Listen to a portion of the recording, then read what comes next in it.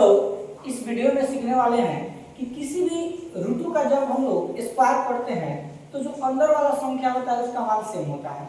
तो बहुत जगहों पर बच्चों को रटवा दिया जाता है कि इसका स्क्वायर ये होता है, आपको याद रखना है। लेकिन आपको प्रूफ के साथ बताएंगे कि आखिर में जब उसका रूट के स्क्वायर करते हैं, जैसे मान लो रूट 3 के स्क्वायर करते हैं तो 3 काय होता है, रूट 5 के स्क्वायर करेंगे तो 5 काय होता है, रूट 7 के स्क्वायर किए तो 7 क्यों होता है। आइए हम लोग इसके बारे में समझते हैं। क्योंकि देखो रटना और सीखना बहुत जरूरी होता है। रटोगे तो भूल जाओगे, लेकिन सीखोगे ना तो जिंदगी भर आपको याद रहेगा। तो आइए हम आप लोगों को सिखाने का प्रयास करते हैं। तो यहाँ पर लिखा हुआ है 5 का स्क्वायर 5 होता है, आखिर कैसे, आइए हम जानते हैं।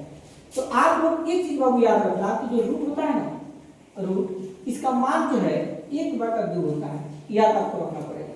जो रूट होता है इसका मान 1/2 होता है।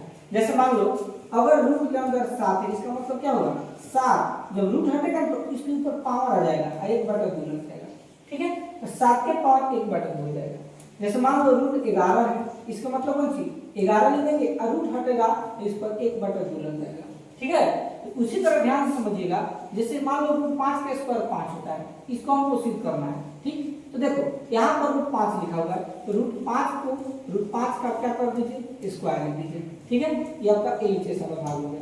अब आप लोग को ध्यान से समझना है इसमें। अब देखो 5 के 5 लिख दीजिए, रूट का मतलब आपको क्या बताया कि रूट जब घटता है तो पावर में 1/2 लग जाता है।